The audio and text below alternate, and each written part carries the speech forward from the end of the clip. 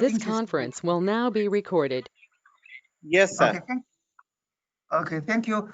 And okay, Yeah. here we go. I think I have now shared the keynote. So can you see?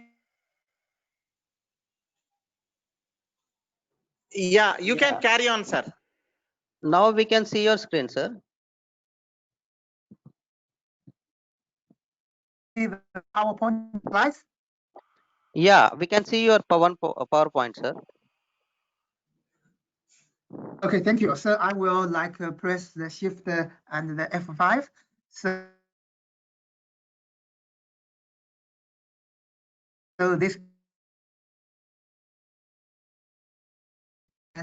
Okay. Join tour. Okay, I may and okay, no problem. I need a join. I will use a change the color. Okay, pen. Oh, choose pen color. Here it is. Maybe we'll use quite a bright color or let me check. Yeah, pink color.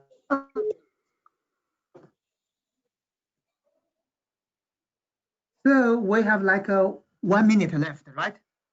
Okay, here we go.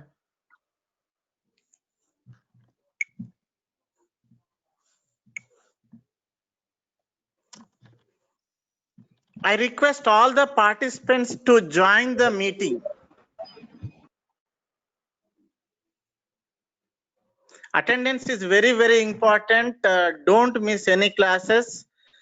Please join the meeting as soon as possible, because based upon your attendance, we'll be recommending your certificates. Please, I request everyone to join the meeting as soon as possible.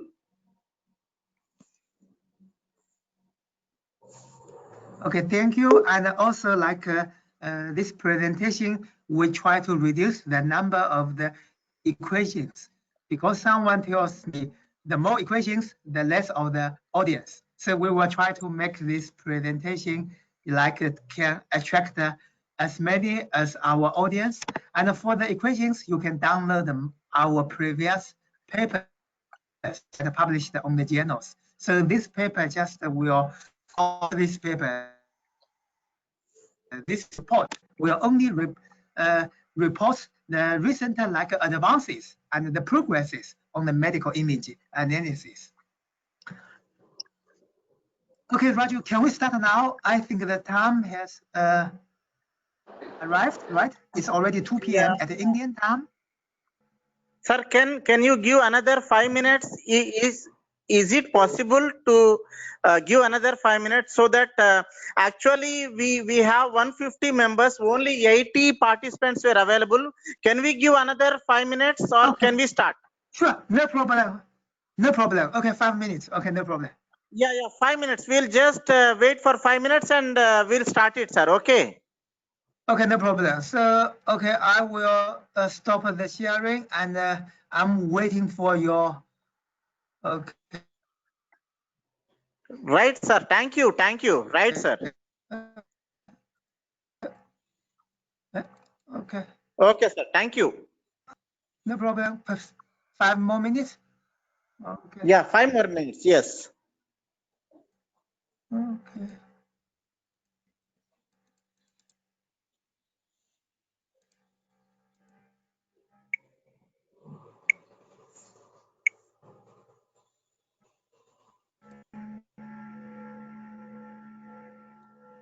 Okay.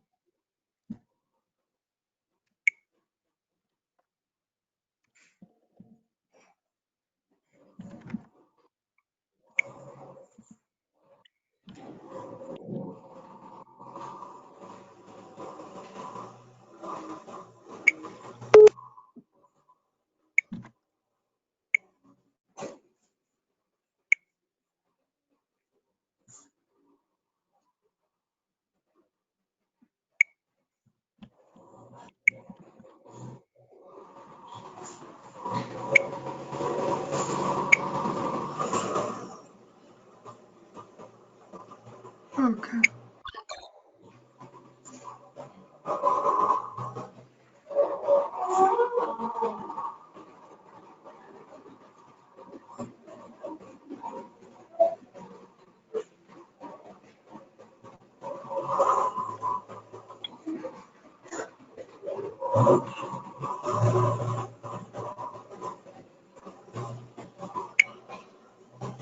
Okay.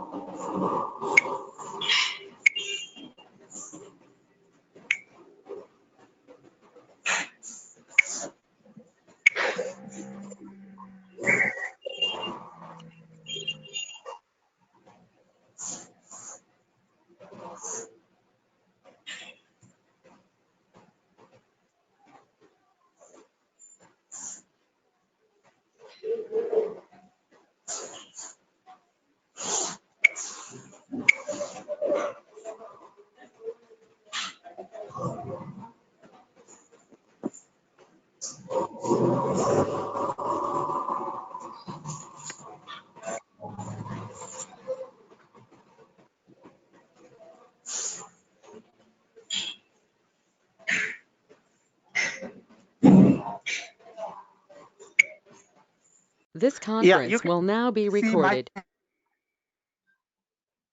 okay. So thanks, ladies and gentlemen, students and staffs. I'm quite honored to have this chance to report the latest like reports. And during my questions, I will have like some breaks for during that breaks, and then you can unmute. You can unmute like your voice and either leave by your voice or you can directly leave chat window. And the title of this presentation is the medical image learning approaches. So why is a medical image? Because I have worked as like a radiologist in the hospital. I studied as a postdoc university in the New York. I worked as a radiologist, and so it's a chance that I have 3 years continuous working in learning because my background was in the computer science. And I started the deep learning researches from about 10 years ago, where even the deep learning was criticized at that time. And thanks again for the AICTE training and learning the ATAL Academic Society to invite me. And my name is Yudong Zhang. I'm from the University of Leicester, United Kingdom. And I once like 3 years ago. So, and a lot of my MSc are also, and even my visiting student and visiting scholar are from India. I very like this country. Okay, and then to talk about myself, I think I may need to close this window. Collapse.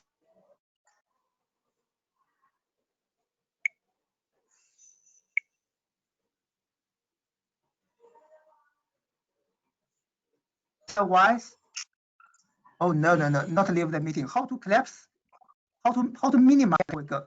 So for me, I'm the fellow of the IET, and the IET I think is a title like endorsed from the England Industrial Electronic Technologies, and I'm also like entitled the highly cited researcher 2019 by the Web of Science. Okay, the did not appear. Anyway, and I serve as the associate editors of the neural networks. And this journal, I think, has an impact factor of like a 5. And this year, the impact factor will increase to about 6 or even 7. And also like the scientific reports, Journal of Alzheimer's Disease, the IEEE TCS VT, and etc. I also like to serve as the leading guest editor of this journal, Information Fusion. And this year, this journal has an impact factor of about 10. Also, my team and myself as the guest editor of here, the IEEE TITS, and like the IJIM and other peer-reviewed journals. So the outline of this report will contain 3 parts. The first part is why we need to use AI in computer vision, and the second, how do we combine AI with the computer vision? And we will choose the convolutional neural networks and the instances. And the third one, also, which is the lion's share, the biggest part of this presentation, we will show you the applications of artificial intelligence and deep learning in the medical image analysis.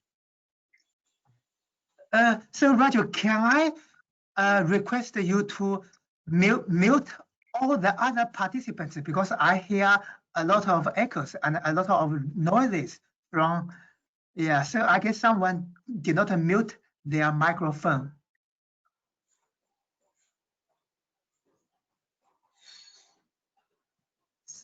So every participant, can you please check and try to mute your microphone, because otherwise there are so strong noises. Yeah, and maybe the noises from your background will go through the microphone and to the meeting and to all the other participants.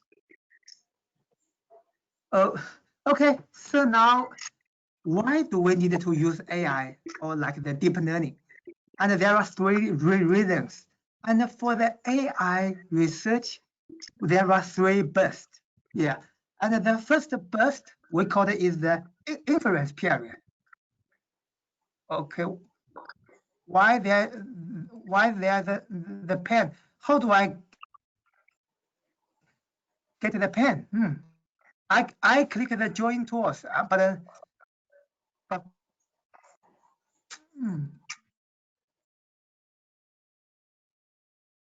I fit. Oh, here we go. Okay. Okay, so you can hear me, right? First is what we call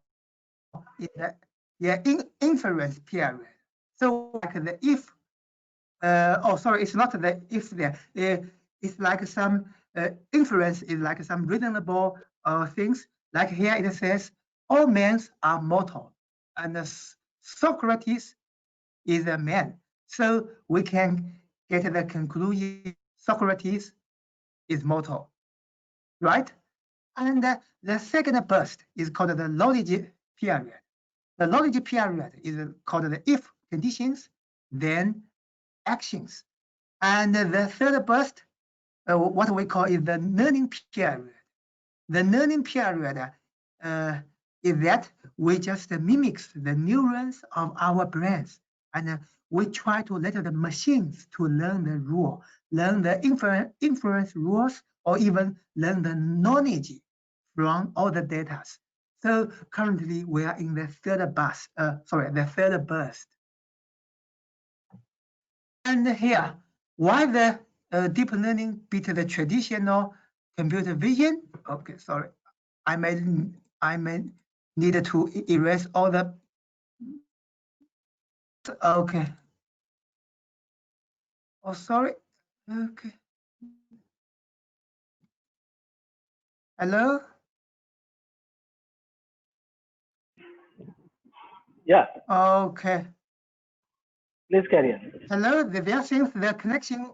Yeah, you can hear, you can see my video, right? Because the connection seems it's not so good. The connection. It's clear, sir. Video is clear. Okay, great. So why deep learning will beat the traditional computer vision? The traditional computer vision is quite time-consuming. The traditional pipeline for image classification involves 2 modules. the feature extraction or classification. Sometimes it will engage like 3 modules. There will be a feature reduction actually. This is the tradition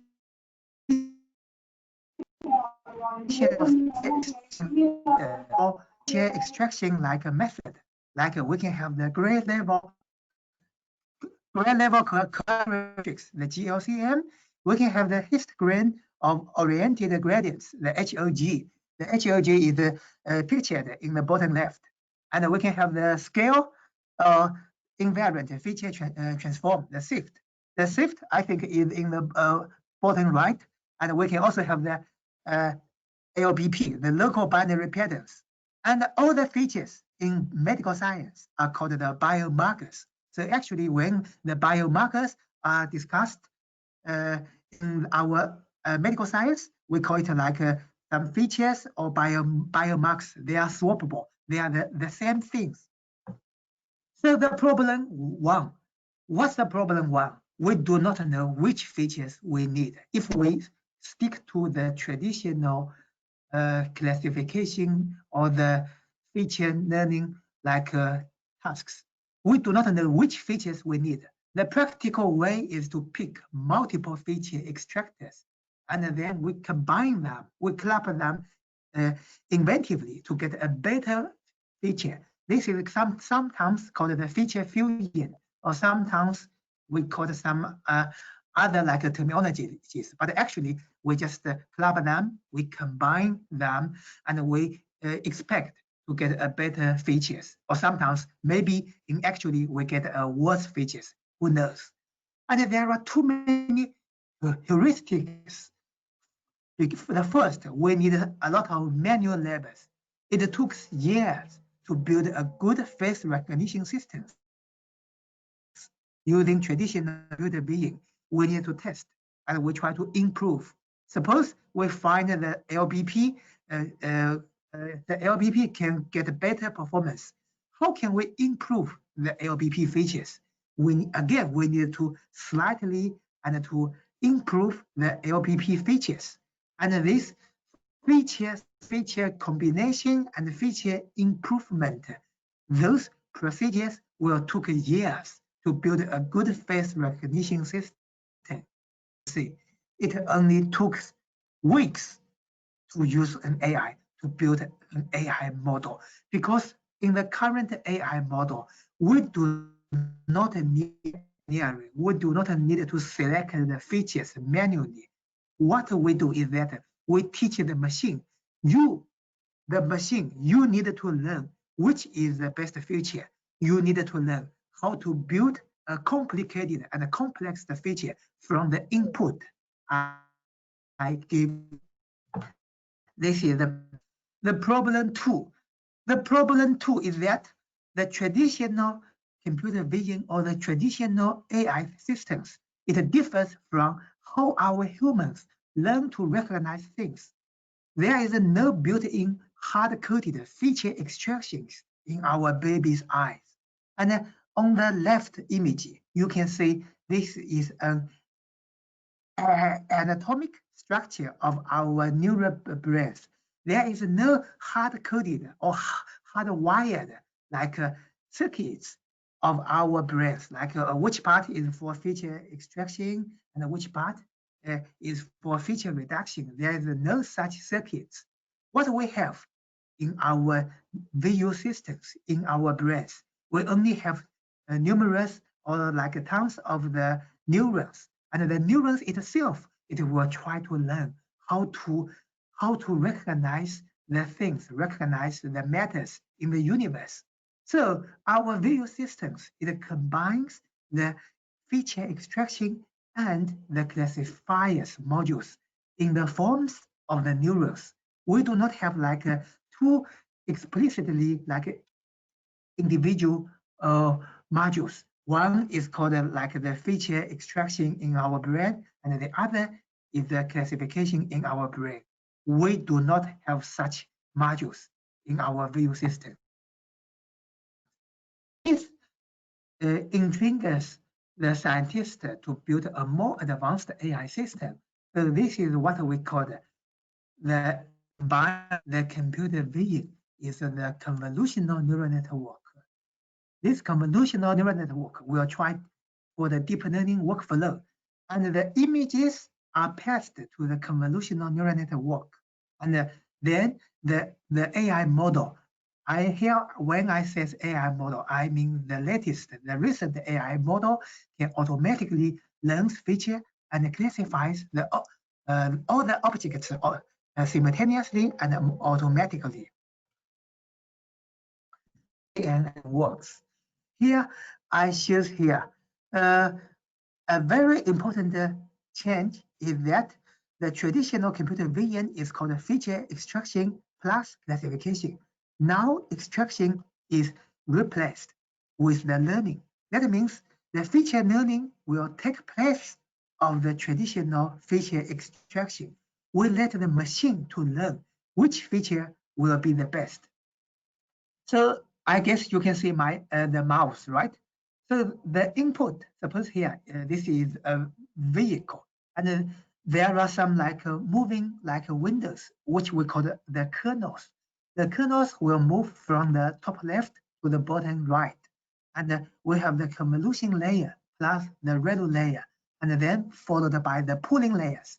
And this is called a block, and this block times, yeah, and all the whole block will serve as the role of the feature learning, and that means what we preserve is also the neurons. The kernels, they are neurons. The ReLU layer are also neurons. The pooling layer, they are neurons. But all the neurons, they will serve as the feature learning role. And on the final stage, we have numerous neurons.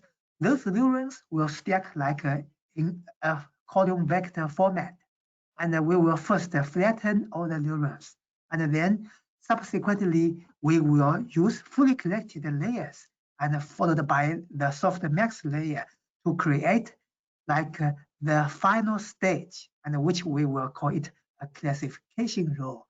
And after the softmax, we can identify a given image, whether it is a car or it is a truck or a van or is a bicycle. So again, the modern AI, from the functional viewpoint, they are still quite similar to the traditional AI. They have the feature learning stage, they have the classification stage. But the big difference is that all the weights are learned. They are not given in a fixed way, beforehand. And remember that in the traditional AI, you need to specify which feature or which feature combination is or the most appropriate for your specified task. And in the modern AI, in the recent deep learning, you do not need to point out which features are the best. You just given the AI model the images, the data drivens. You give them the data, and the AI.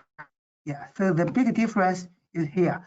You learn which features or which feature combination or how to form a feature from a given image. So this is the things are totally different, and we have some the ImageNet. The ImageNet is 14 million images. They are hand annotated. The ImageNet, I think it gives us a very important research direction, because before ImageNet, the researchers are always want to put their energy, some better models to find some better features. And now things changed. The ImageNet tell us, no, finding the better model or finding the better algorithm or finding the better features is a wrong direction. Let's try to find the better data set. Let's try to increase the size of our data set. So what the ImageNet can tell us is the data-driven method is the most important, and it can significantly increase the performance of your model. So this is the ImageNet tell us. I will try to skip like this slide because everyone knows Fei-Fei Li. Although Fei-Fei Li did not propose like any recent models like the ANNEXNet or ResNet or DenseNet, but Fei-Fei Li works as a pioneer in the deep learning because she tells us, let's images, let's try to focus on the data set. The big data set can give you the big performance. So we can see that before Fei-Fei Li, no one will try to, try to improve the size or the quality of the data set. Everyone just said the program codings, the models, the algorithms. And now from Fei-Fei Li, and every scientist will focus on the data set. Okay. And again, this is a very important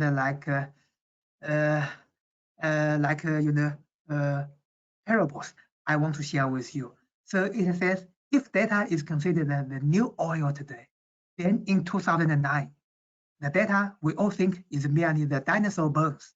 And after Fei-Fei Li and some other pioneers contribution, now we realize the data is an oil. And the data is not only the dinosaur bones. And with the data, our deep learning model, our AI model, we can get a very excellent and elegant, not only promising, but also comparable to or even better than the highest state-of-the-art algorithms achieved by traditional AI methods. Okay. So I will try to move fast, and then we can directly to our medical image analysis. But before that, we need to explain some basic ideas and concepts. For example, that we have some basic tasks. We have the basic task is called the classification. What a classification means? It means we give you an image. You need to tell us what's the main component of this image this folks the image belongs to. For example, let's say the bottom left, the leftmost image. This is a cat, right? And someone will say, oh, this is not a cat. This is some grass. And yeah, correct. Yeah, you say this is a grass. This is good. You can even say this is some field. Yeah, because I see some a field here, and there are some plants in the background. But the main component, yeah, the most let's say in a professional way, the most connected component in this image is a cat. So the basic task of the classification is that you tell us the image here on the leftmost is a cat. And what we have is also the second task is called the classification plus localization. Localization is that you need to output a bounding box that gives the coordinates of this bounding box, like the center point or its the width or the height of this bounding box. And this is extremely useful when you want to find the locations of the tumors or in some medical lesions. Yeah. And the third task is what we call the object detection. The object detection, we may have the multiple, okay. Yeah, we may have the multiple objects.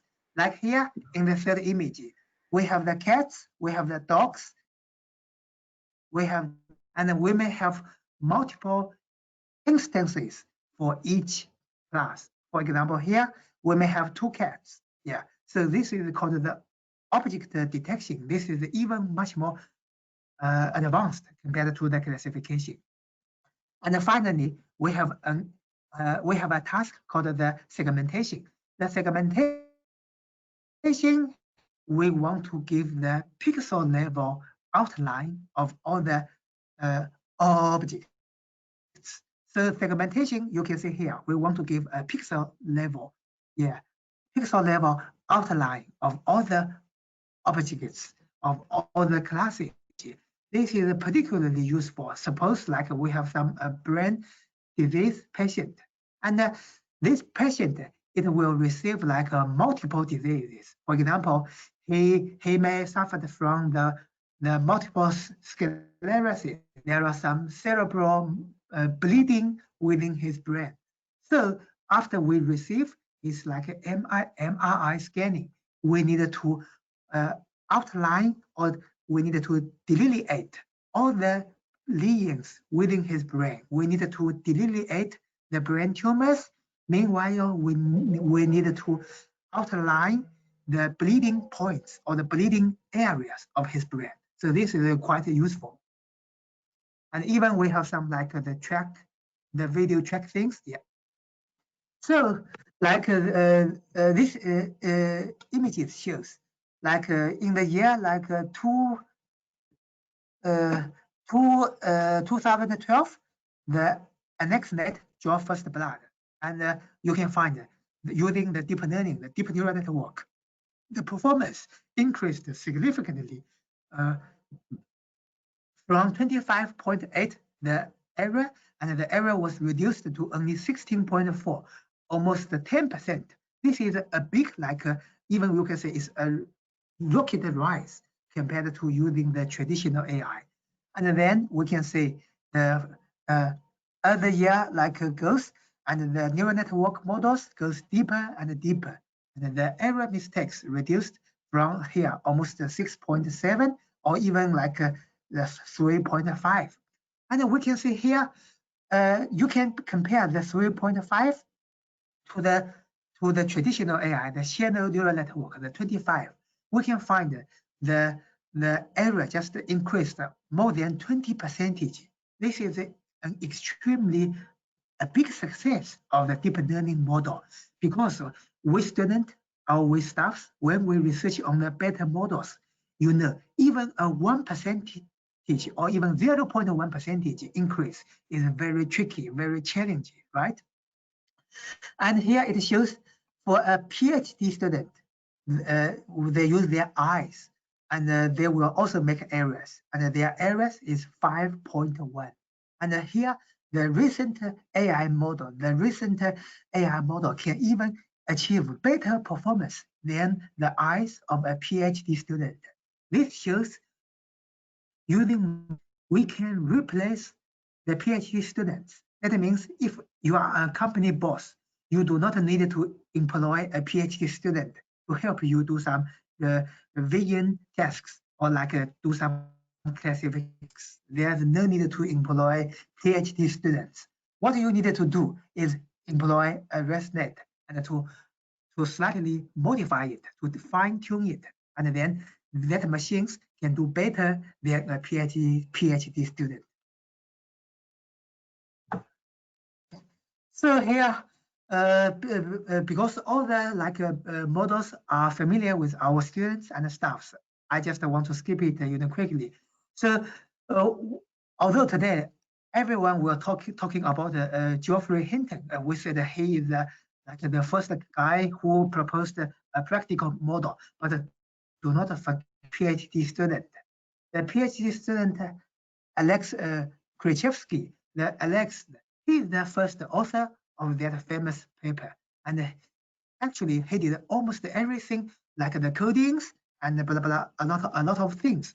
So what we can learn here is that, yeah, because the deep learning and the AI is a young field, and you can see from this slide or the following slide, a lot of young scientists and also even the young PhD student, they have done excellent jobs in this field. They proposed numerous AI models, and that are currently used in every field of academics and industrials and technology parts. So the AnnexNet is the first, and again, I need to emphasize, is the first practical model that can be used and that are shared on the internet. So every scientist can use this AnnexNet, and then they find that AnnexNet can achieve better performance than all the shallow neural networks, or all the previous, or the old, or the traditional AI models. There's an important scenarios or an important facts we need to check. We find the kernels in the first convolution layers are similar to the response of so what's the response function? The response function means, I think this is a biological experiment. That means that some guys, some like medical doctors, they will check your visual neurons, the real visual neurons, and they will find human eyes gap function response like the gap function similar like a response for our human eyes. So what the gap function looks like, please see this. So the bottom, all the three images in the bottom are shows what a gap functions. And remember, this is how our human eyes behaviors when our human eyes receive like an incentive, and our human eyes will give a response, looks like in this way. Remember, this is the real human. And on the top, what's on the top? The top is how the AnnexNet looks like. The AnnexNet, you remember the other one, biases of the AnnexNet initialized with random, and after training and the AnnexNet evolves, and it have chip, and you can find how similar for the first kernel in the AnnexNet. They look similar as in the bottom image, which is the gap function, our human eyes response functions. So this shows us if you're training the AnnexNet after like thousands of epochs or thousands of iterations, the kernels, the AnnexNet learned from 14 millions of images. Finally, it will form the kernel. The way it looks like our realistic human eyes response. So is this a coincidence, or is this means how our human eyes are involved? So this is an open question, and I can leave it to you, and you can. And after the AnnexNet, there are some like following and very important pre-trained models. So I will skip it like the Google Net inceptions. Yeah, and the intriguing idea for the Google Net is that suppose if you do not need to know, if we do not know, how do we set the kernel size for a particular layer? So do we set a larger or do we set a smaller kernel in this layer? And the answer is, since we cannot decide, then let's set all. Let's have the filters with multiple sizes, and then let the deep learning model to learn. If the deep learning model says, okay, we need a large kernel, and it will set more weights, set a high weight on the large kernel. And if the deep learning model said, maybe at this level, we need a smaller kernel, and it will give smaller weight, or sorry, it will give more weight on the smaller kernels. We have the okay. I will skip it because yeah, and also we have the ResNet. The ResNet again is quite important. The ResNet shows adding a shortcut from the X from the input to the output. Yeah, here to the value is such an important. It can significantly increase like the performance. And I also use in the medical image analysis, and I found that the ResNet is quite simple and it's lightweighted, and particularly it has the better performance than all the other training models, which I will show you in the following slides. Is some structure of the ResNet, and you can see, yeah, this is so long. And here we, due to the space of our slide, I just show you the 34 layer, of a ResNet. And you remember the the deepest ResNet is like have a 1,000 layer ResNet. So I don't think when you write your academic papers, you can list all the 34. Maybe 34 is okay, but you cannot list the 1,000 layer of the ResNet. And here is also like a very important like pre-trained model called the dense layer. The dense layer also can achieve comparable like results to the ResNet, but the only shortcoming for the dense net is that the dense net is somewhat too large. So if you just use a laptop, you do not have like a high performance computer, and maybe you will choose ResNet. Yeah, because like me, sometimes I will prefer to run my models on my laptop. Yeah, this is convenient for me, and my laptop cannot support me to run a very big pre-trained model. So the ResNet will be my favorable choice.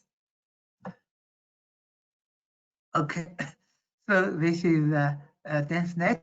So I will quickly skip it. And this is some like interesting ideas like the squeeze and the excitation net. So this can help improve like the performance of the pre-trained model.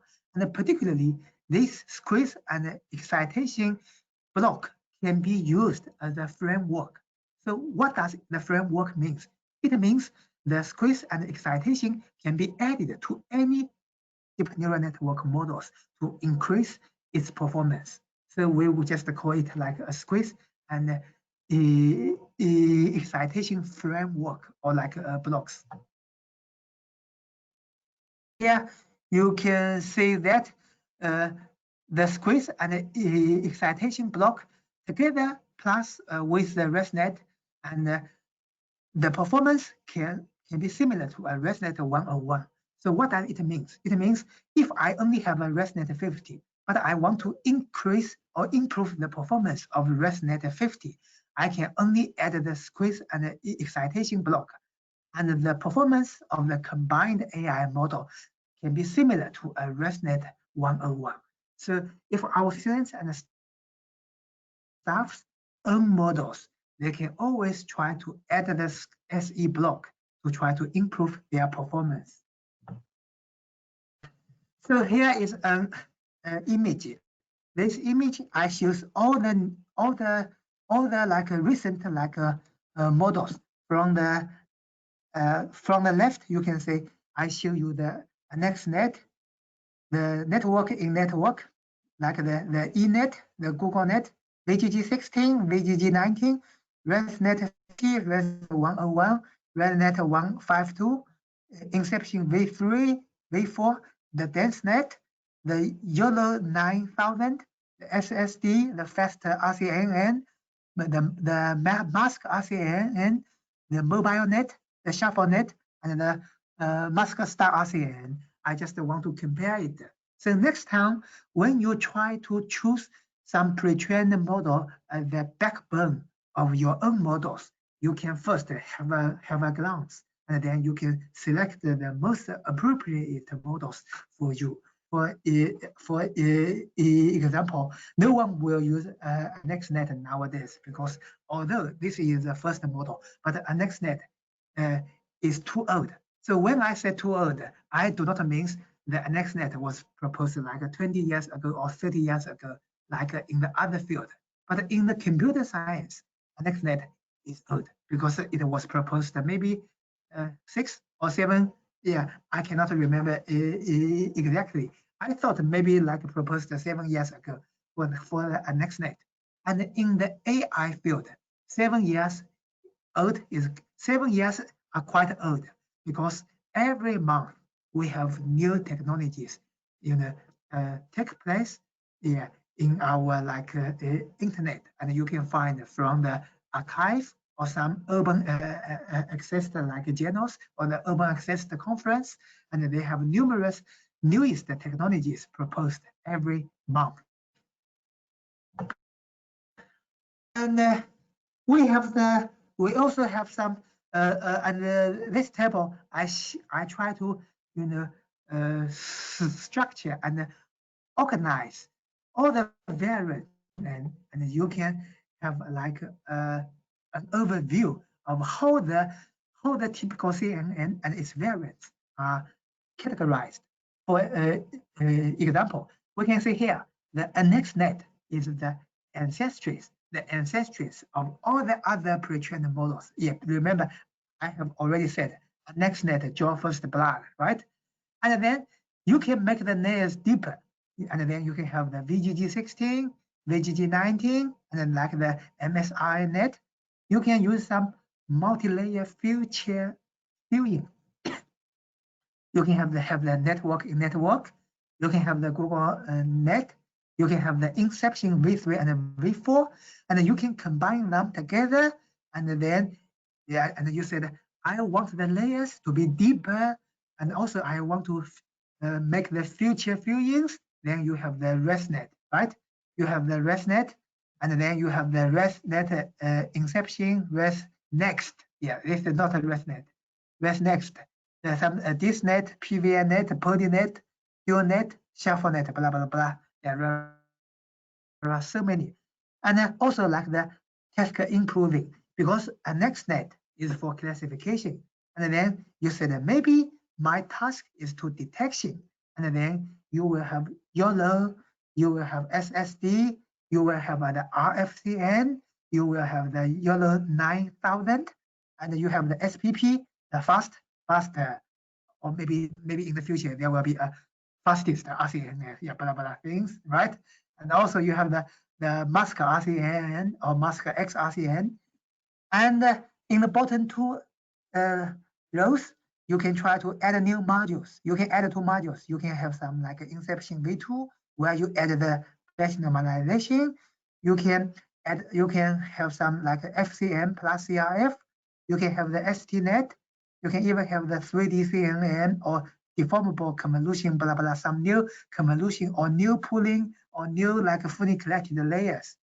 And then you can also try to propose novel learning strategies like the capsule net, the Bayesian net, the transformer attention network, and then like some reinforced like a network. There are so many variants of the typical CNN.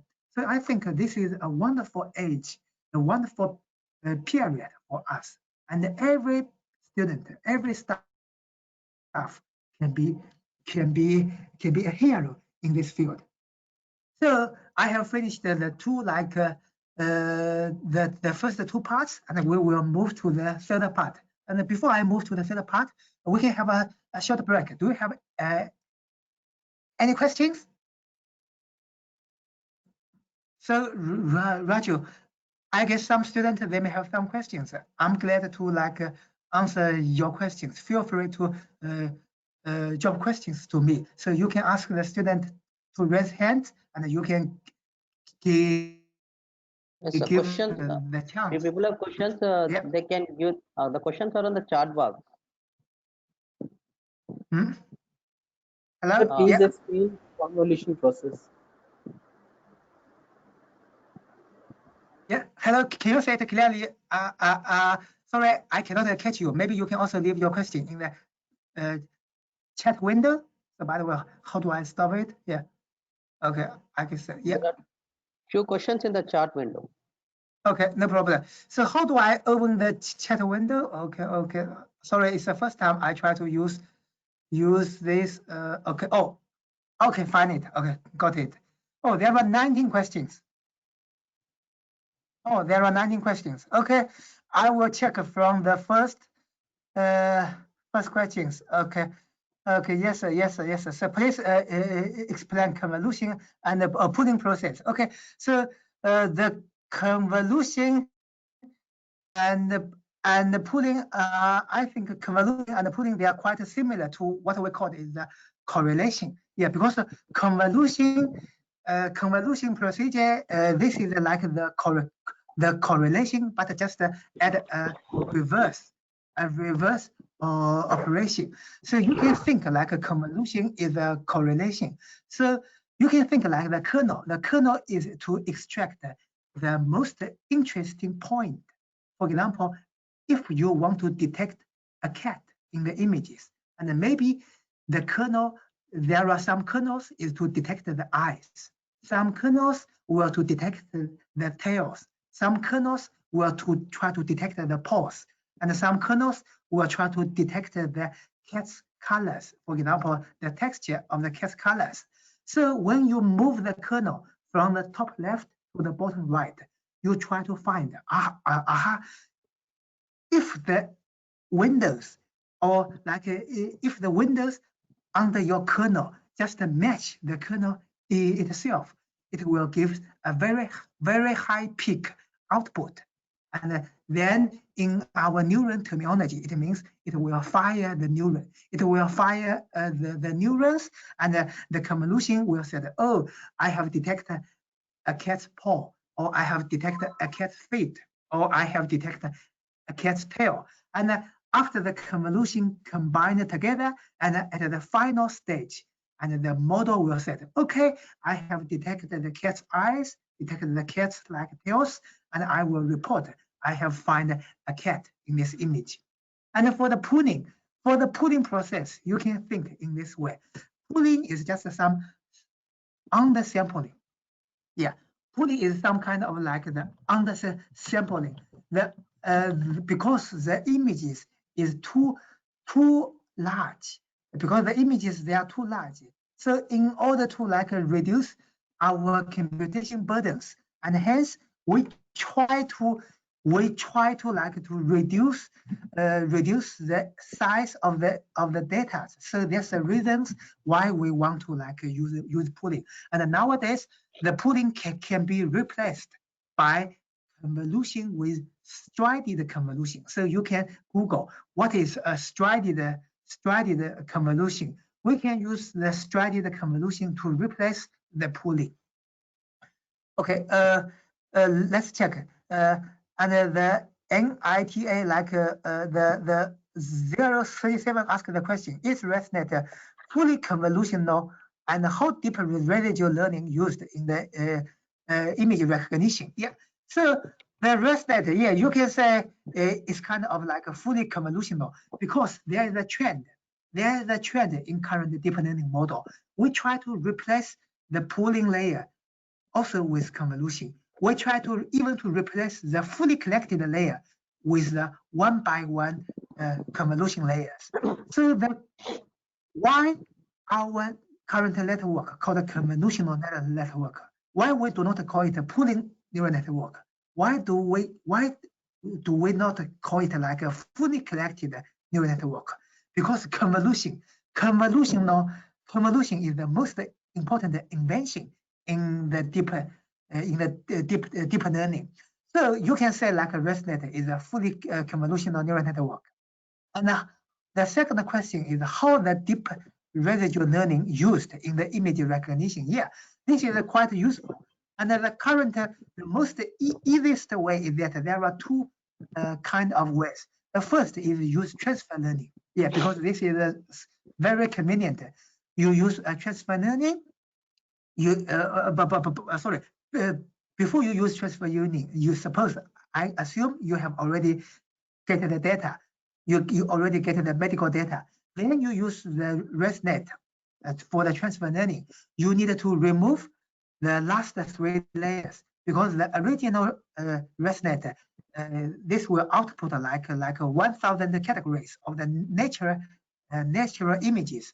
And in your particular cases, for example, if your task is for the medical image analysis, you need to replace the last 3 layers to adapt or to fine tune or to slightly change the structure of the last 3 layers to tune and to fit your particular task. And suppose if you want to write papers, and then you need to add more novelties to your own network. And the second way to use the deep residual learning is that you can create your own network from scratch. You can build your own network for let's say for example, you can build your own like 10 layers or 20 layers of your own network from zero, and then you can use the shortcut.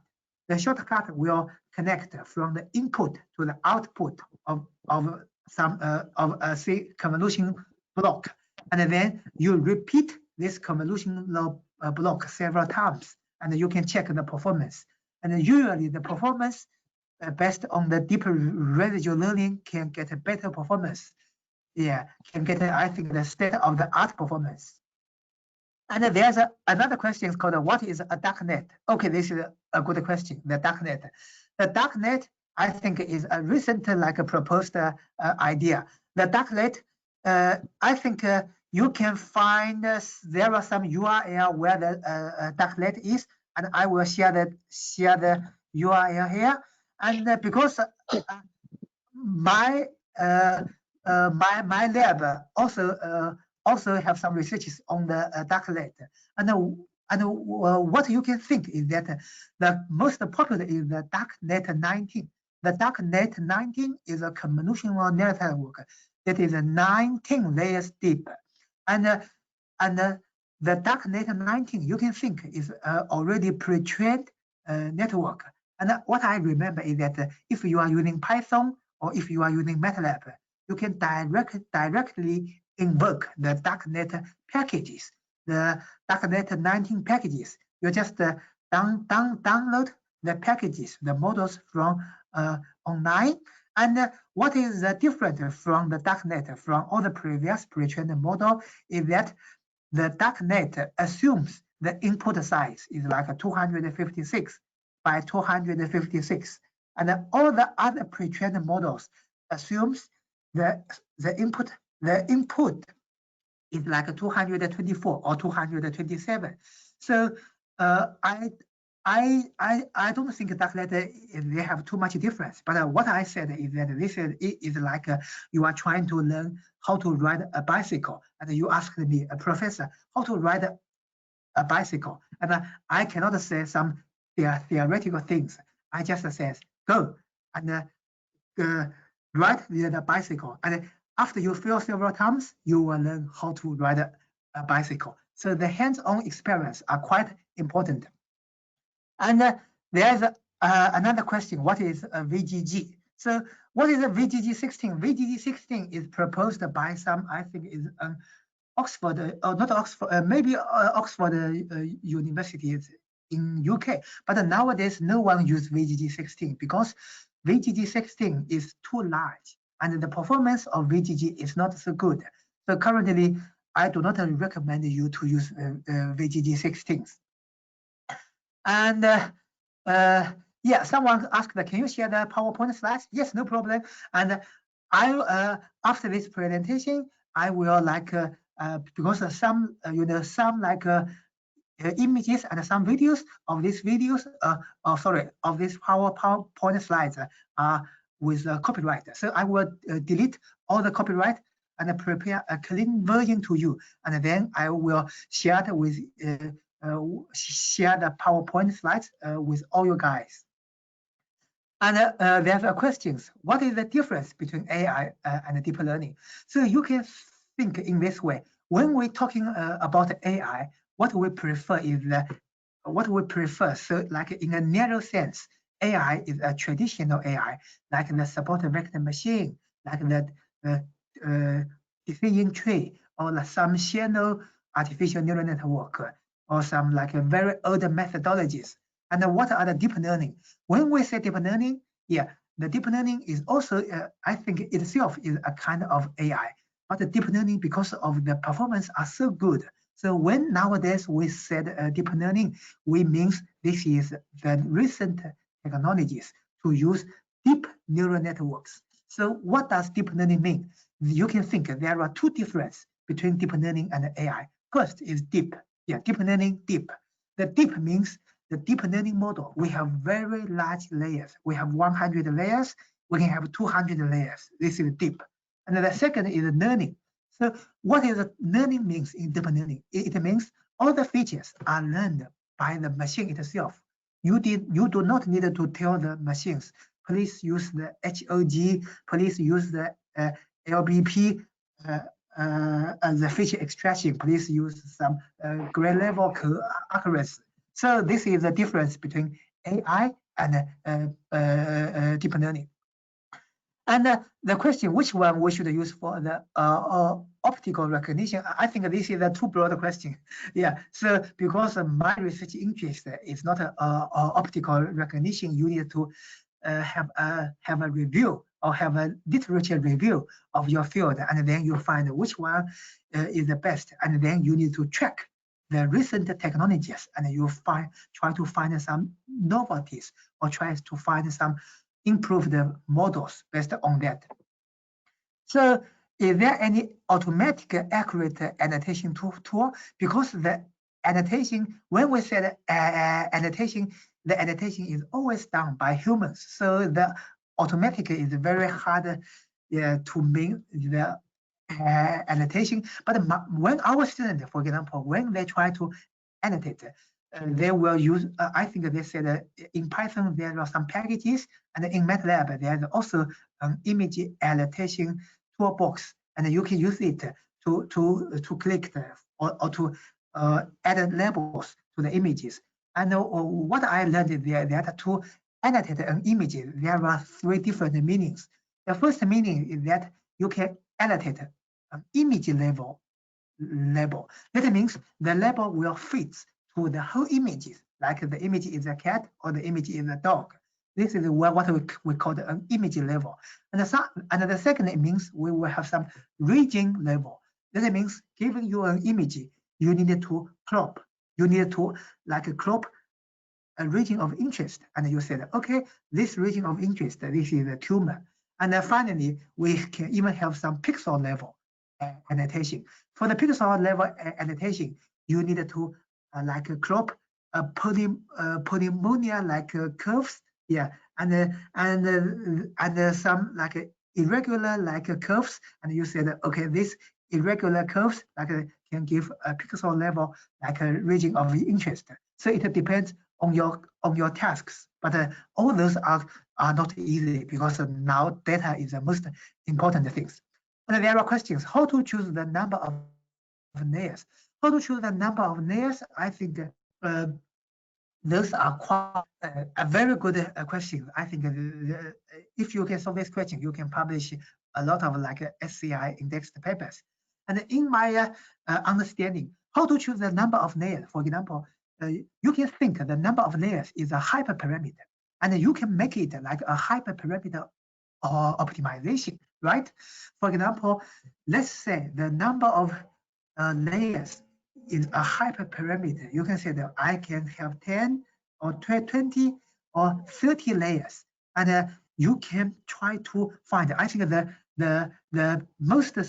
simplest way is to use some grid searching, and you can search what happens for 10 layers, what happens for 20 layers, and then you can use some advanced method like the Bayesian optimization, or like the random search, or some other things. But currently, there's no rule of thumb to guide you how to choose the optimal number of layers. And there's another question: what is the transfer learning? So the transfer learning means you can think like the AnnexNet or the VGG or some other things. You can think they are a kind of already pre-trained models. This, what we call the pre-trained models, is that means all the AnnexNet, the VGG or the ResNet, they can classify 1,000 categories. And how do we think in this way? We can think if you are a young baby, you are a 4-year-old young baby, you never see a TV, you never see a computer. And when you are 5-year-old, and it's the first time you see a TV, you see a computer, but still, and after I teach you, okay, this is a laptop, this is a computer, you can very easily to understand what a TV set looks like, what a computer looks like. Why? Because you have already 4 years experience of classification, or I mean the object recognition or the classification. You have used your eyes for 4 years, and now it comes to the 5th year. And based on the previous 4 years of the human visions, you have a lot of experience. And even if you first look at a computer, you can easily learn it. So this is the transfer learning. The transfer learning means I train my machine, use some like models, use like let's say 1,000 natural 1,000 classes of natural images. So the model learns some Gabor functions, right? Some Gabor function response. So if there is a 1,000, the new class comes, and our models can easily learn it because it already learned 1,000 classes already. So it learns how to detect the features, how to detect the edges, how to detect the blobs, how to detect some tints of colors, how to detect the shades.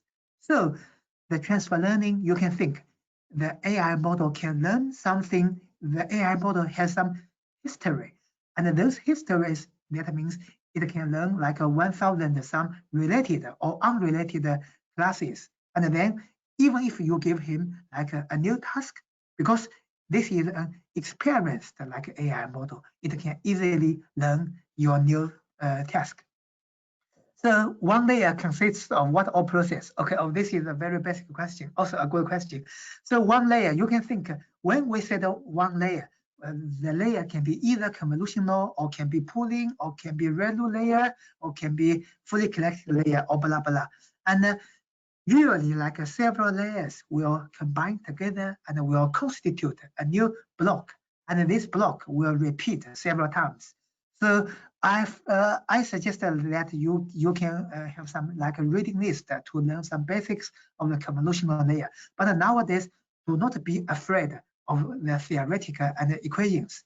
So my suggestion is that the deep learning, although it's quite difficult to learn the theories, but for the codes are quite easy to understand because there are so many available codes on the GitHub or on some other like the code sharing like website.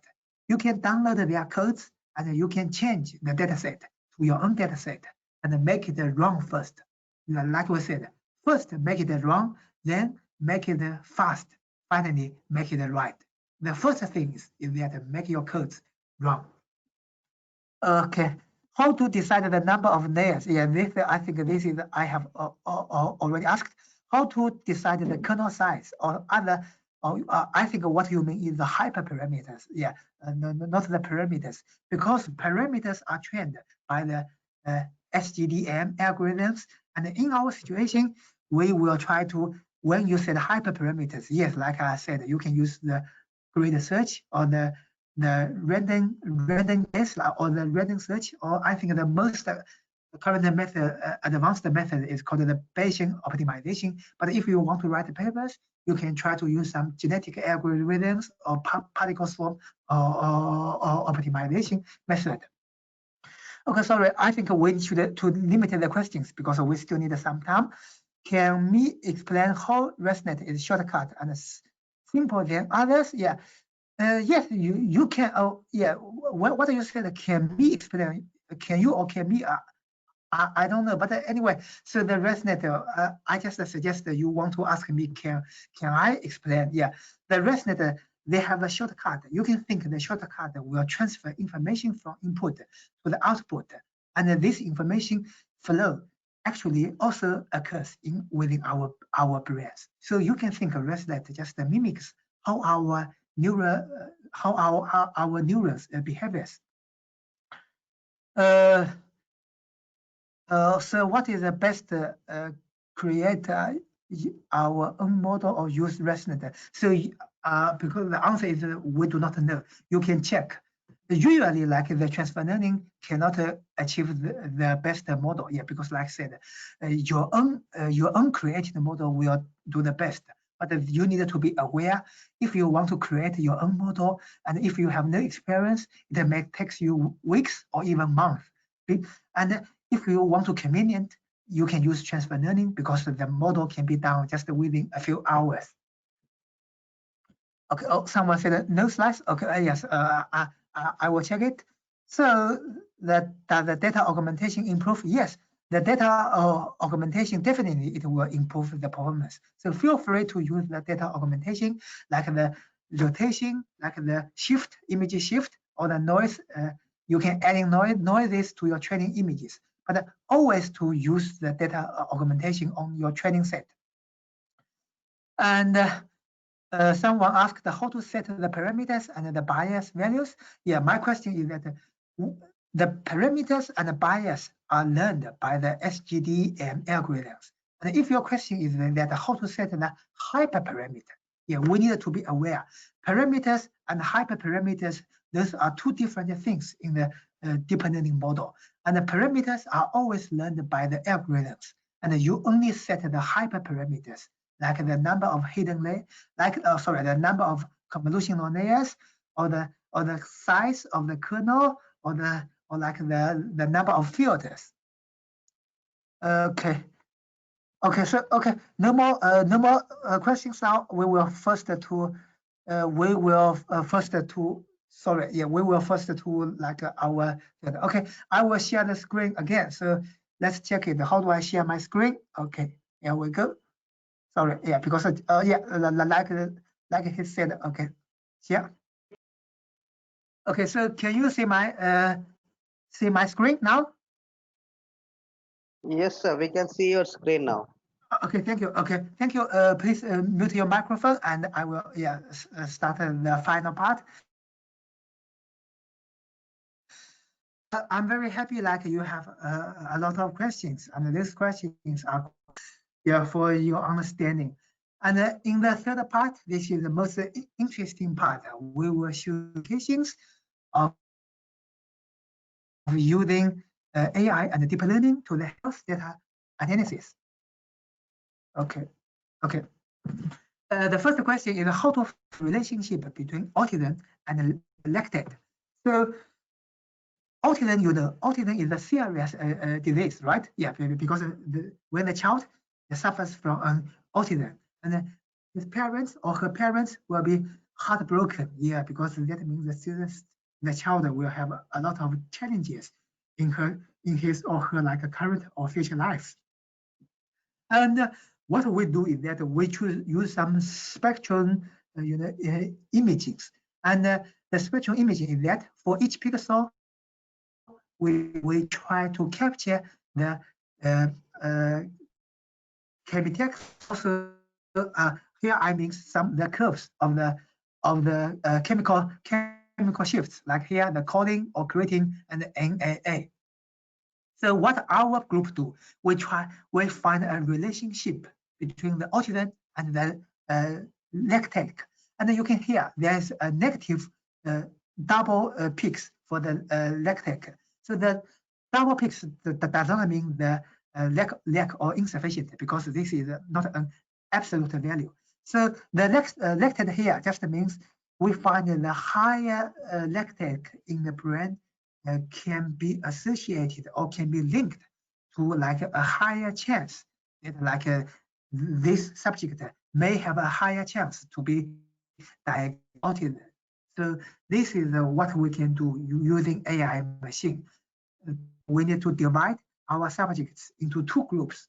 The first one, a healthy group, or maybe the other one, patient group, and we can using AI.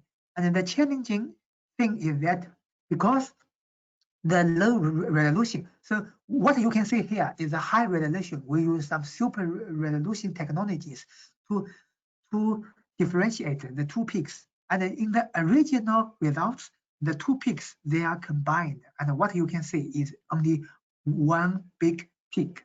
And using the super resolution technology, we can show it clearly, those two doublets. And this paper was published on the JAMA Psychiatry, and it was reported by the Reuters. So this is a big progress in our in the research of the autism. Okay, and what can we do using AI? We can using AI for the surgery planning. Yeah, we can to reduce the surgery planning, because you can think if you want to plan surgical planning, yeah, you need to consider the app. What happens for the vest parts, like here, if you want to remove like a tumor that is nearby the heart, and you need to particularly careful because you do not want your lancet to cut the heart because you want it to cut the tumors, and you need to carefully set the surgical planning. Yeah, that will happen in the like operation theaters. And the original planning time is about 1 week. And using our AI, we can reduce it to like only two days. Yeah, so that means the patient, they do not need to wait for like 1 week. So when you ask the doctors, okay, I have a heart disease or I have a tumor, so how long do I wait? So you can do some operations on my heart, and the doctors will say, okay, you need to wait like 2 weeks or even 1 month. Why we need to wait such a long time? Because the doctors, they need the surgicals. What happened at step 1? What happened at step 2? And if you have experience working in the hospitals, you can know they have a long list. Yeah, at step 1, what should we do? At step 2, what should we do? And using AI, we can help reduce the surgery planning time. Okay, and there are another interesting classification task. You need to using deep learning to to classify and even to grade the brain tumor, the gliomas, the meningiomas, the bronchigenetic carcinoma, and the sarcoma. Yeah, and so on.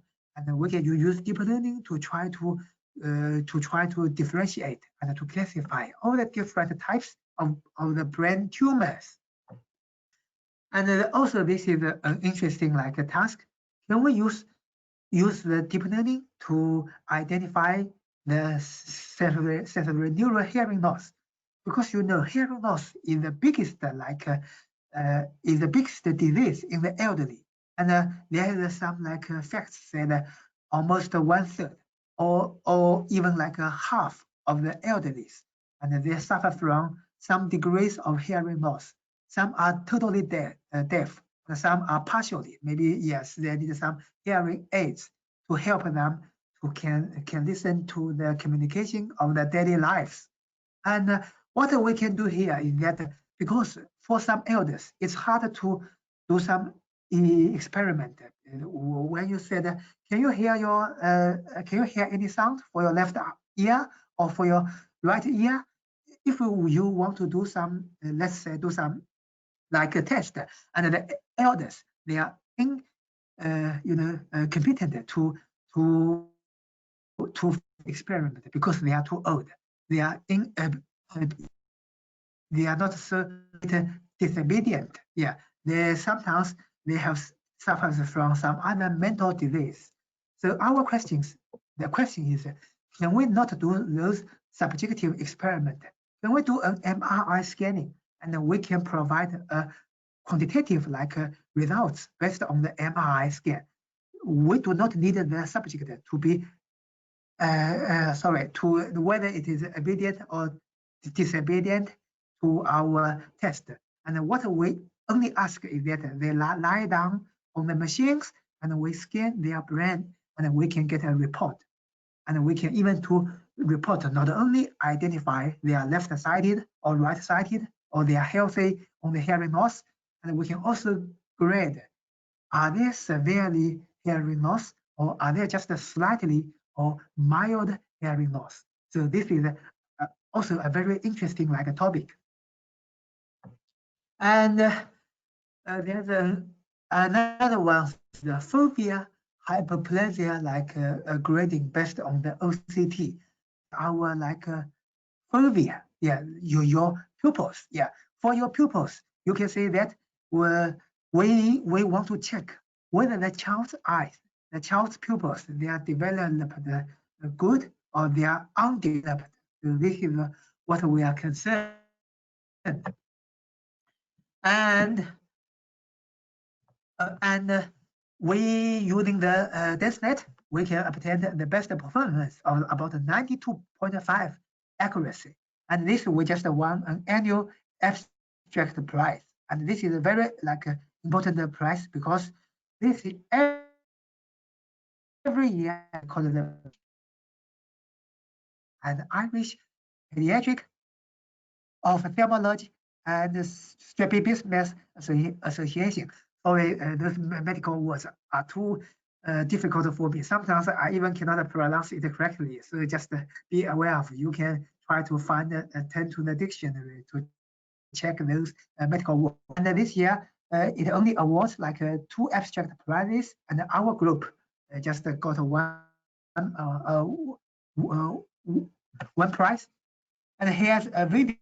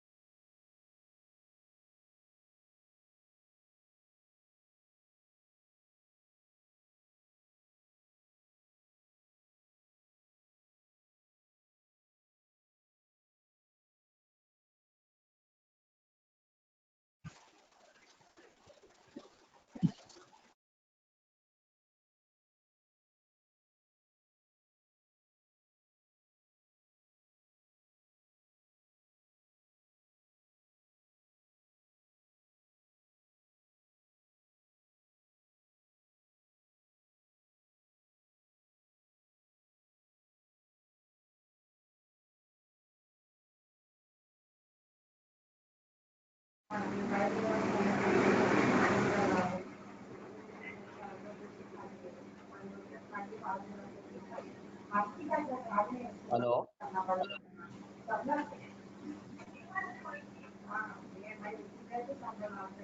Hello, sir. Voice is not audible.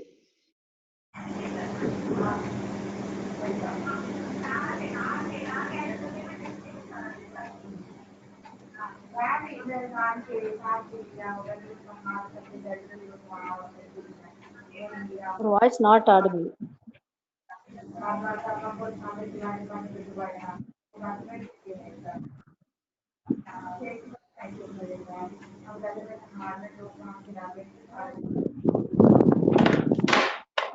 Sir, voice is not audible.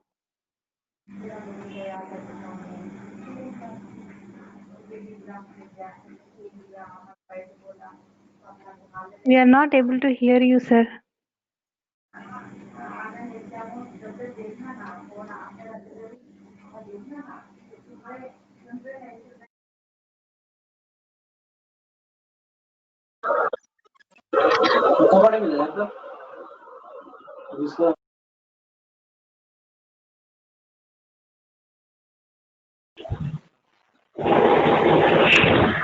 There is no clarity in audio.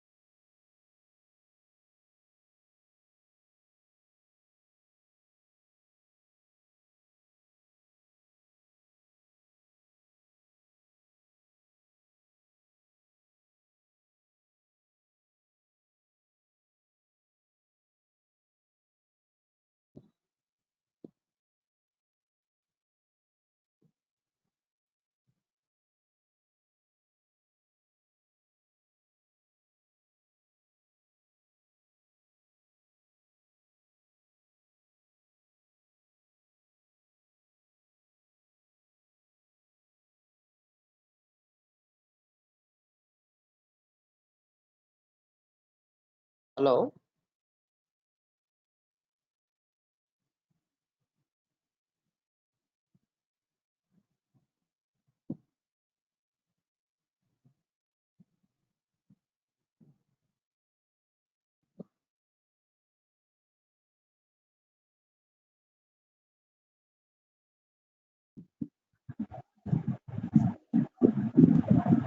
Sir, presentation is visible, but no audio, sir.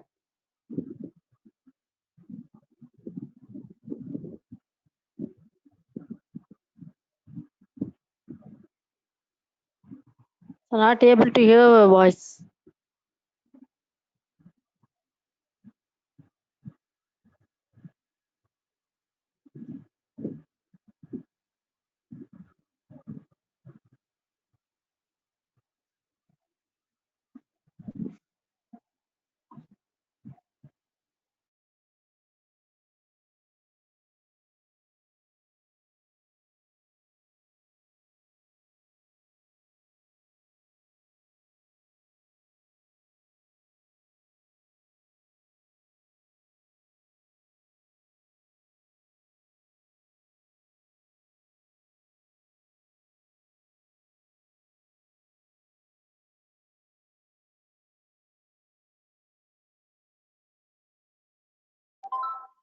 Hello, sir.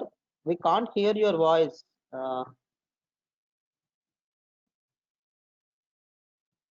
Can you try re-login, sir? If you hear me.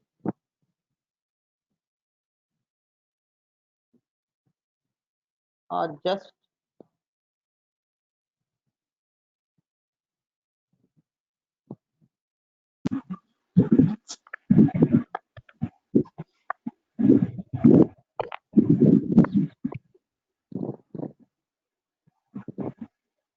The same problem, sir. Hi, It's Don. not Your audible, voice sir. is not clear.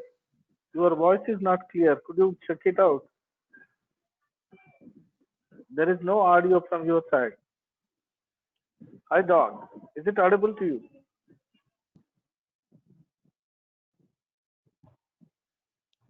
It's not audible, sir.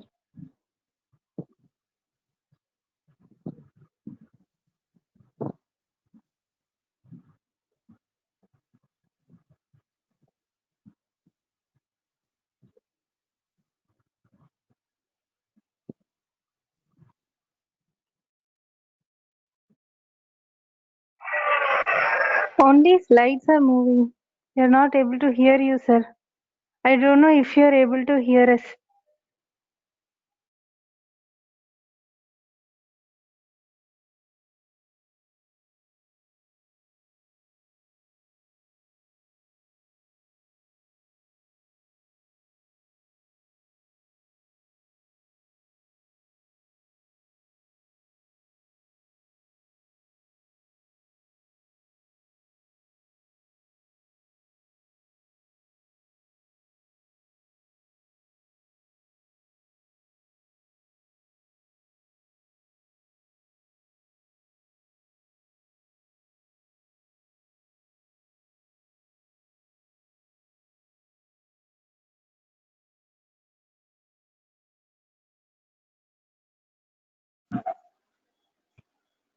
I think he could not hear our voice.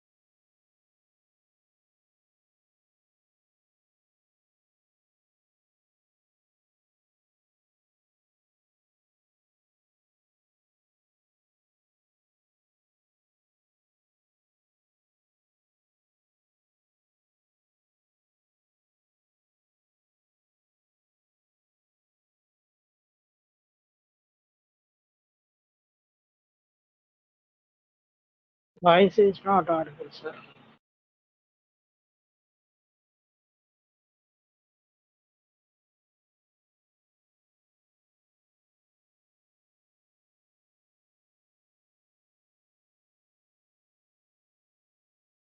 Hello.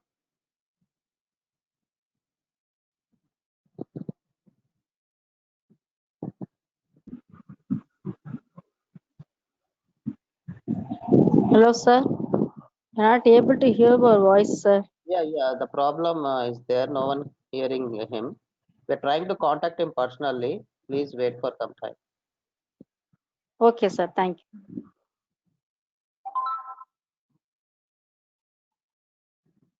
Hello.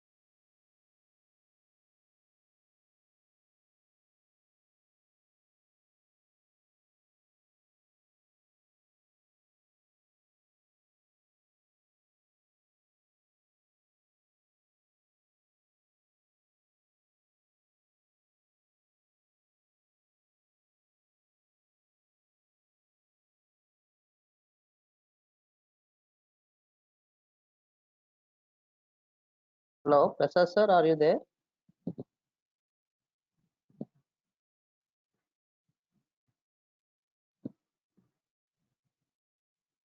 Hello. Hello, sir. Santosh sir. Sir. Problem is at sir and only sir because we are trying to contact him and we are sending a messages, but he's not responding. Yeah. Just now, sir also Even tried contacting him. we are sending the personal messages also, but he's continuously telling from his side mic is something problem because for our end audience and everyone we are able to hear voice. Yes. Correct. Yeah. From his side because I checked for this mouse I audio told and Raju everything sir is also from contacting his. him. Okay. Let me wait for 5 minutes, sir. Again, we are also doing the same. Otherwise, we can do one thing. Can we make him out of this session? Again, he can log in out. Okay. Just wait for 1 minute. I will tell you what to do. I'm just taking the screen, Raju sir.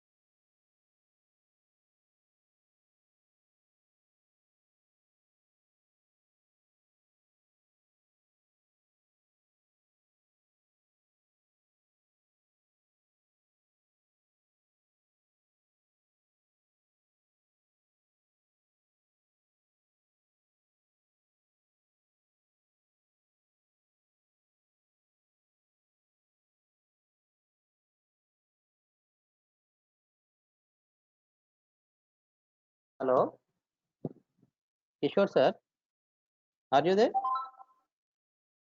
Tell me, sir. Sir, once disconnect, sir. Once disconnect him. Again, he try to log in. I'm dismissing from the. I'm dismissing from your as a presenter. Yeah, dismiss him as a presenter. Later, he will rejoin again. Sir అది sir problem చెప్పారు అనుకో అదే dismiss చేస్తాము ఒక్కసారి ఆయనకి చెప్తారేమో అని మళ్ళీ ఆయన చెప్తారు రాజు సార్ చెప్తాను సార్. రాజు సార్ చేయమన్నారు. డిస్మిస్ చేస్తే మళ్ళీ రీలాగిన్ అవుతారు కదా అని. అంటే యాక్చువల్లీ ఈయన ఫోన్ కూడా తీయట్లేదు. ఫోన్ చేశారు సార్కి. Hello Santosh sir. సార్ చెప్పండి. అది ఒక్కసారి నన్ను ప్రజెంటర్ చేయండి. సార్ ని డిస్మిస్ చేసేయండి, ఏం కాదు. రాజు సార్ మాట్లాడుతున్నారు ఆయన. Okay sir. నేను డిస్మిస్ చేయండి సార్. కిషోర్ సార్ నన్ను ప్రజెంటర్ చేయండి సార్ కొద్దిసేపు.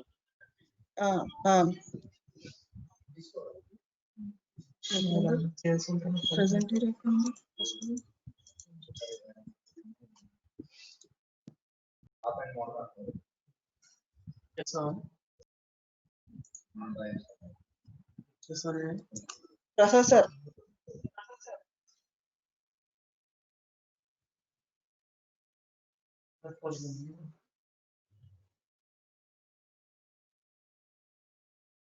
కిషోర్ సార్ కొంచెం నన్ను ప్రజెంటర్ చేయరా? చేసాం సార్. అది యాక్చువల్ గా నాకు ఇంకా పర్మిషన్ రాలేదు. ఒకసారి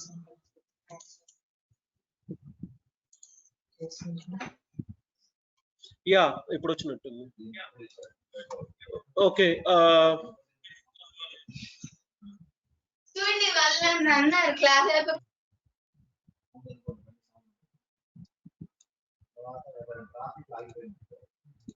కిషోర్ సార్ ఇప్పుడు సార్ వచ్చినట్టున్నారు. నేను ప్రజెంటర్ ని చేస్తున్నాను సార్ ని. Okay, so you can hear me, right?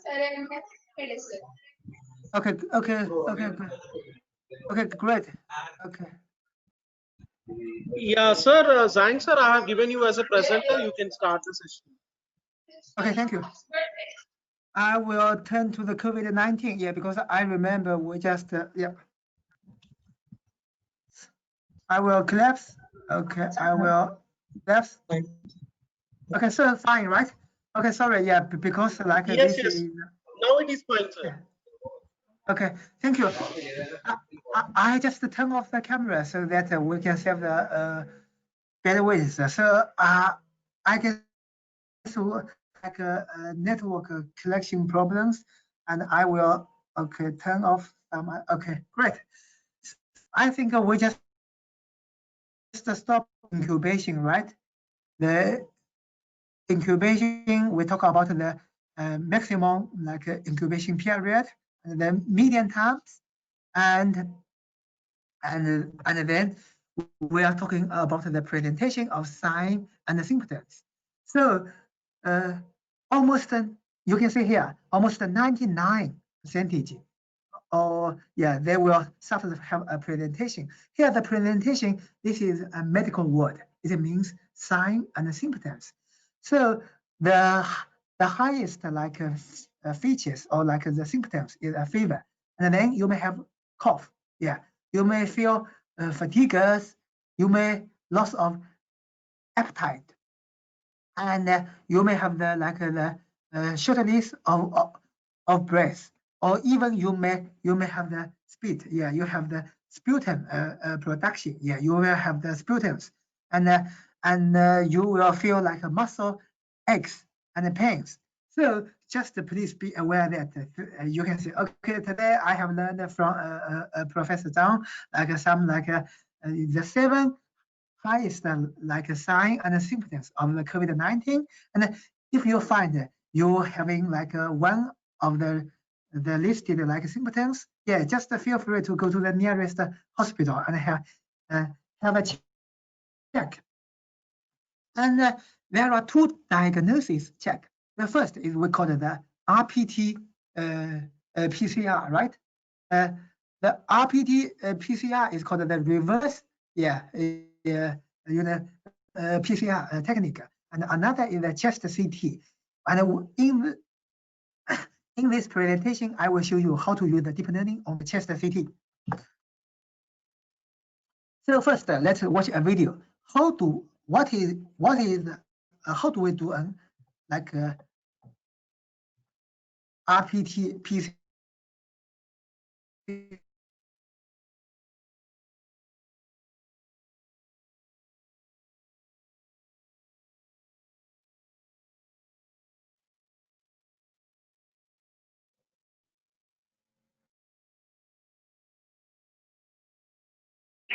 Sir, again audio loss, sir.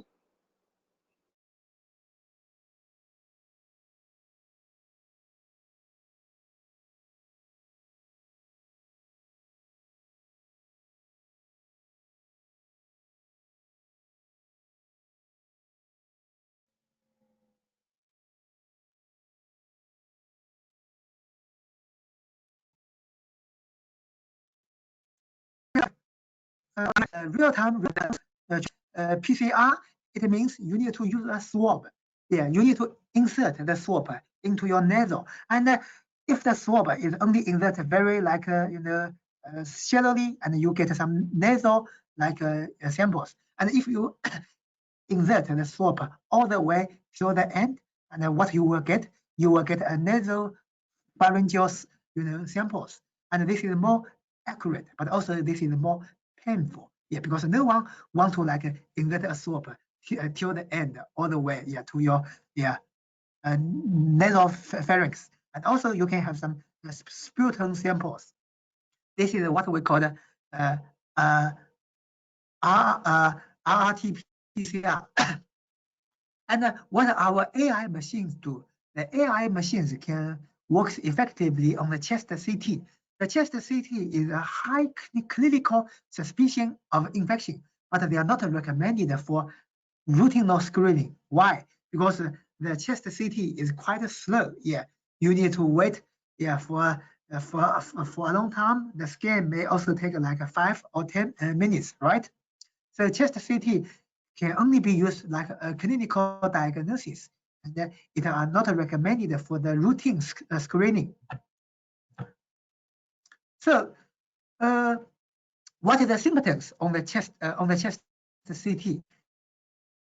Is what ground glass opacities, GGO, ground glass opacities. So the ground glass opacities, yeah, you can find here, right?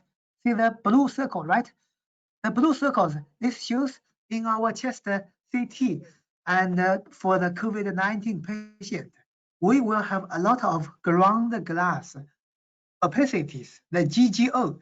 The GGO is a sign that the patient may already infected by the COVID-19. And as the disease progresses, you can imagine there are more and more ground glass opacities. There are more and more GGOs. And what will happen? We call it the crazy paving. Yeah, more and more GGOs. So we will have the called the crazy pavings. Now you can see here, see this blue circle. Yeah, you can see all the GGOs, they becomes intransparent. There are more and more opacities, and they accumulate together, and you can think they are like road paving workers, and they are just paving sticks or roads in your lung. And the crazy paving in a medical word, it means the lobular septal thickening, particularly is the variables, the alveolar filling. The alveolar just means small air bags in the lungs. So this is what we call the crazy pavings. So those are the fundamental theoretical background why AI can diagnose on the chest CT. And again, this picture shows, you can see here some ground glass opacities, here for COVID-19 people. This shows a 50-year-old man with COVID-19 in stage 1 who has a history of living in Wuhan. the epicenter, right? The ground zero, yeah, the epicenter, and then we have the picture A and B shows that on the day of the admission, the CT shows patchy ground glass, the GGO, the opacities in the right lower lung. And then remember here, in the medical image, the left and the right are reversed. Yeah, yeah. So your left hand now means the right. Your right hand means the left because this is a medical image. And the lesions were confined to the right lower lung. And the picture C and D shows the CT examination 4 days after the admission showed some partial consolidation of the lesions. Yeah, this is what we said, like the crazy paving, right? Yeah, crazy paving. So we have some private data set, like we have 66 patients, like COVID-19. We have 66 healthy controls. And on the left is the COVID-19. Yeah, you can see here, the right, the GGOs, yeah, and also the crazy pavings. Yeah, you can see, yeah, the virus have already paved the viral structures within his lungs. Yeah, so this poor person, yeah. And on the right is the healthy.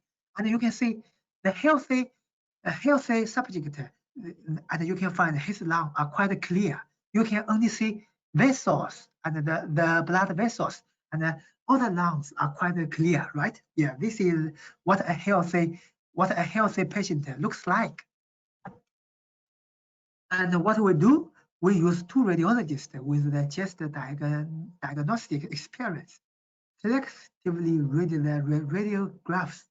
And when there are differences between the 2 anesthetists, we will request a 3rd superior doctor was consulted to reach a consensus. Yeah, so how do we get the ground truth, right? And then we test the 6, not 6, maybe 7 different transfer learning models.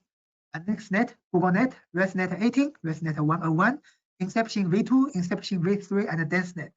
How do we do the transfer learning? For example, we needed to adapt the NextNet to the COVID-19 detection.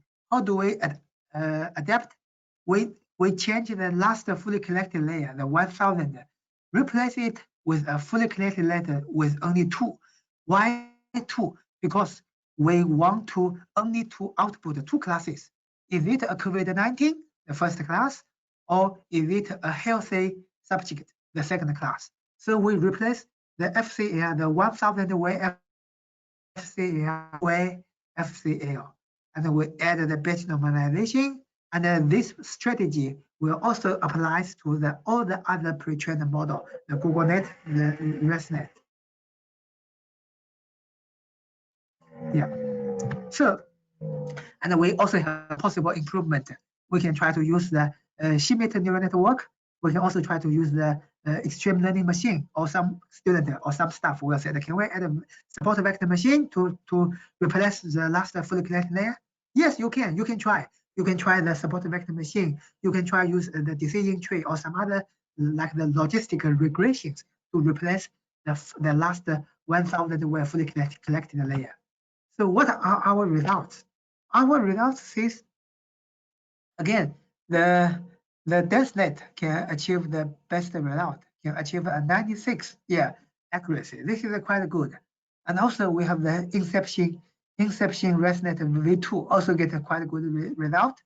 Yeah, and in the meanwhile, we also try to check using the SNN or the ERM. We find that the accuracy also improves. So it gives us future directions.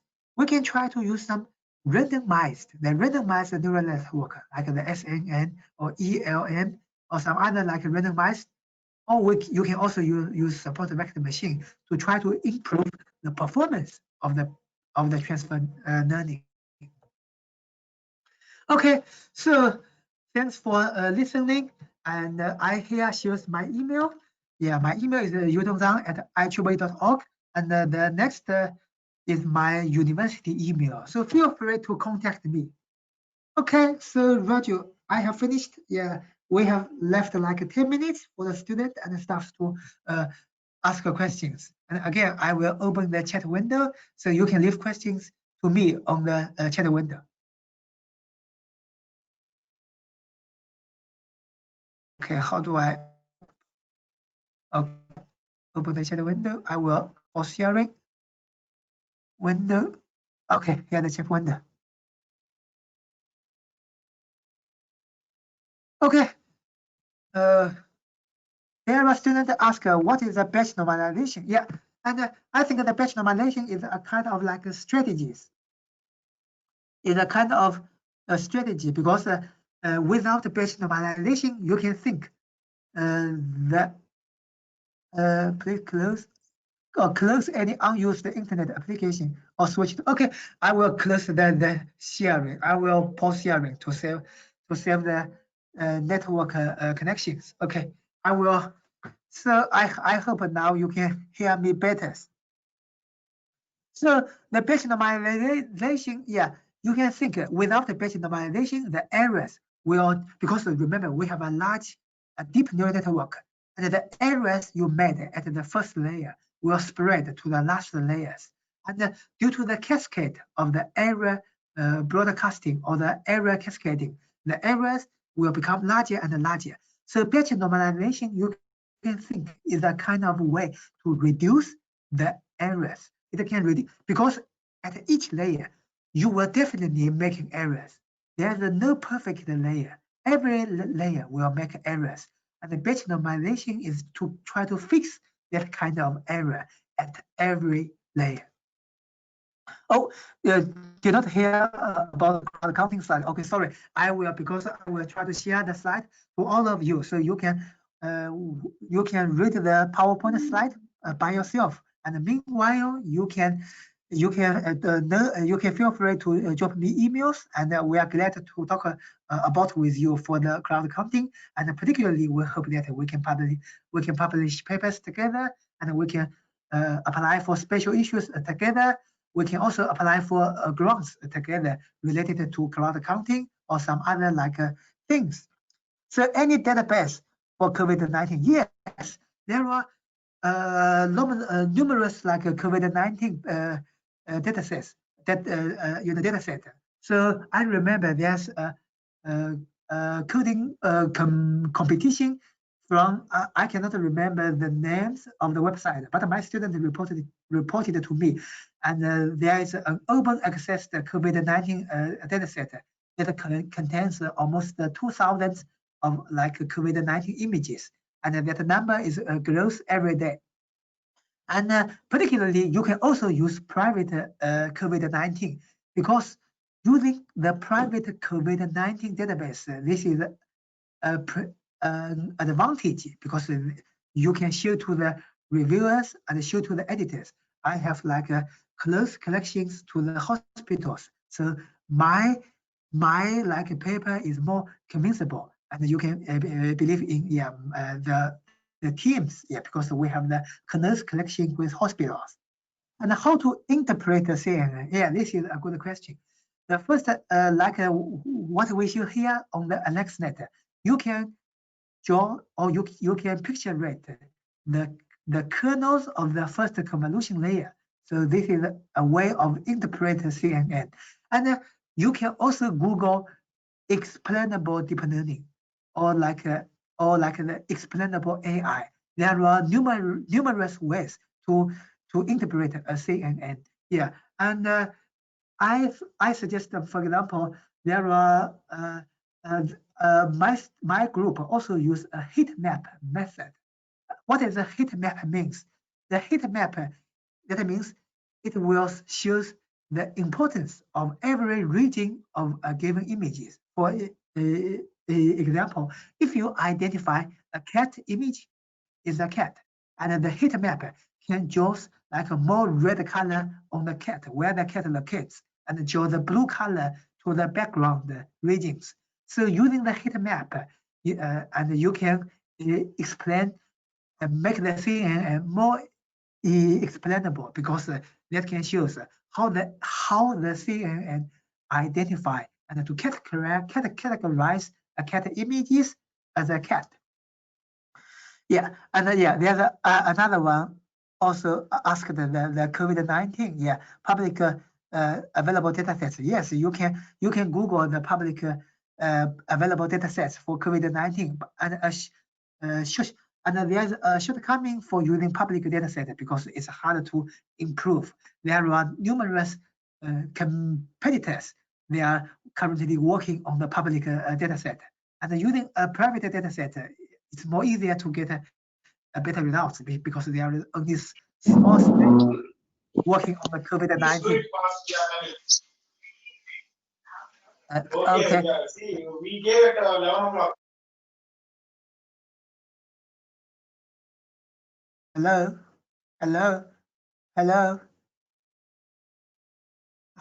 I'm muted. Yes, sir. Thanks, sir. Yes, you can continue. Okay. Thank you. Because I was just unmuted and muted. I didn't know what happens. But anyway, so could you share the PowerPoint? Yeah, I have already answered the question. I will prepare a clean version and share it with Raju, and Raju can also share it with all the students and the staff. And we do deeply expect that all the students and all the staff who attend this online meeting, you can visit less in person. Yeah, because particularly for the student, we have the post-study visa. We have the I think it's called the post-study visa, the PSV, right? So that means you can easily find jobs if you can study English in UK. And suppose if you already have a jobs, you can come as a visiting student or a visiting scholars. And we are extremely welcome that you can visit UK. Yeah, and can you explain briefly about the heuristic neural networks? Yeah. So yeah, because I think I already briefly I have already briefly introduced it. You can think it's a kind of combination of deep learning with fuzzy logic, and we use the fuzzy logic and we call it a heuristic. So the heuristic, you can think it just gives more rules to the training procedures, and with using fuzzy logic, you have only one rule, like the SGDM or the backpropagation to train all the neurons. But with the fuzzy logic, you can provide some alternative ways. You can think of the fuzzy logic like a kind of adaptive training method. So it will definitely provide a better performance. And do you have a blog? If possible, share a link. Oh, I do not have a blog, but I do have a university page, because nowadays sometimes I just focus on research. I have currently 9 PhD students, and we have currently more than 10 visiting scholars in my laboratory. We have a very large, very big team. So every day I'm occupied. I'm quite busy. So sometimes I think I once have a blog, but I have no time to update that blog. But you can search me. You can search my LinkedIn and also search my on my ResearchGate. Yeah, I also have a ResearchGate and a LinkedIn blog.